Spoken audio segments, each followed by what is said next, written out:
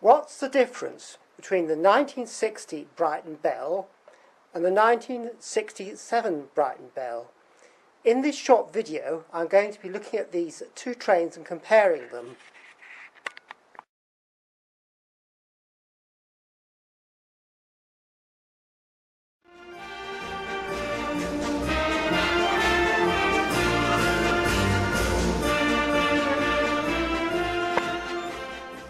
First up is the 1960 Brighton Bell R3184.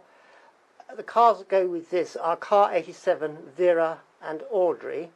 You'll notice that it has these red buffer beams. There and there. Here is the 1967 Brighton Bell coming into the picture. I'll stop it just there. Go a bit further. Stop. Go back a bit. So it's stopped in the same place. Now you can see here both Brighton Bells carry the same head code, Victoria to Brighton. This is the 1960 bell, and this is the 1967 bell. You'll notice that this bell has the insignia here, whereas this has a yellow panel. Here the buffer beam is all red, whereas here it isn't all red. The buffers are not picked out in red. This is the 1960 bell, and you can see here the buffers are red. This is the front of the 1967 bell, and you can see here distinctly that the buffer is black and not red. Here, looking at the 1960 bell, you'll notice that the roof is grey and there are no curtains in the windows. Here, looking at the 1967 bell, you'll notice straight away that there are curtains in the windows which are lacking on the 1960 bell. Also, you notice the table lamps are illuminated because the table lamps are not lit by the decoder, they are lit directly from the track. This is the 1960 bell, and you can see here that the lights are lit on the table, but with this 1960 bell I can actually turn the lights out and turn them on again by using the F1 key on the controller. So if you go for this model of bell, you have got the option of turning the lights on or off, which you do not have on the 1967 bell.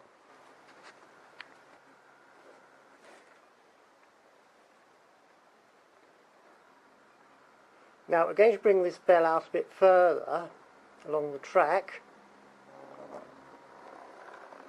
so we can have a look at the coupling. We've talked about there. So we'll stop it there. Now, if you look here, you'll see that this Brighton Bell has a different kind of coupling to the other Brighton Bell.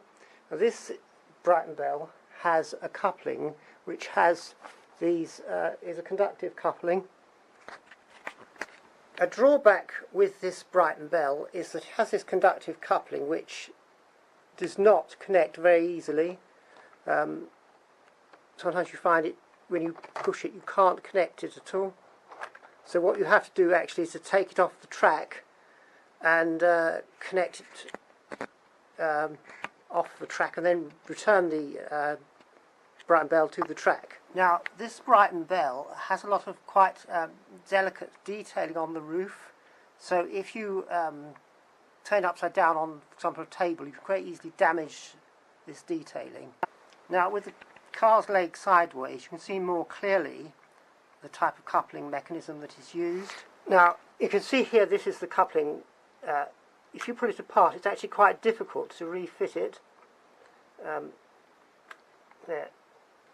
And that's how it fits. You can see it's sometimes difficult to get it out to fit correctly.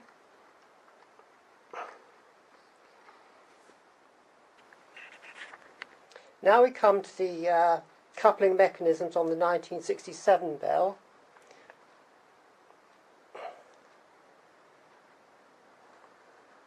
Let's bring him into the shot.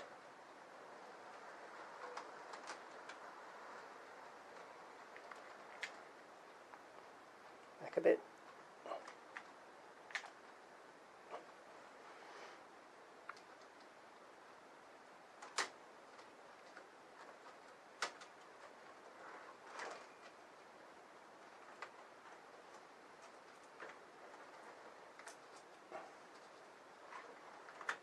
You can see here that the kind of mechanism that it has comes apart quite easily using this uncoupling ramp.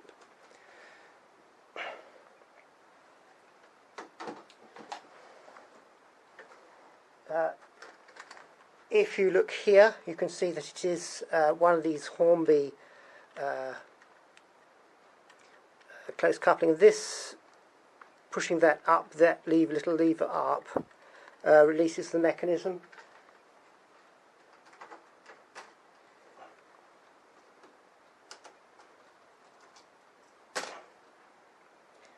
So when it's on the track like this,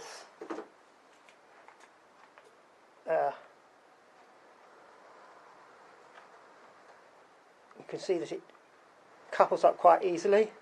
So that's a merit of the 1967 Bell. The 1960 Bell is R3187, and the coach pack with it is R3184. That includes Car 87 and Vera and Audry, and the 1967 Bell is R3606, and it goes with the R4971, which includes Car 83, Kitchen Car, Mona and Gwen. So a point to understand about these two sets is they don't represent the same train. So you can have the 1960 Bell and the 1967 Bell on the same layout. Here are the instruction leaflets for the two bells. When you look at the diagrams inside, they have both bells. They do have the same name, the same type of motor, but the where the Dcc decoder is located is different.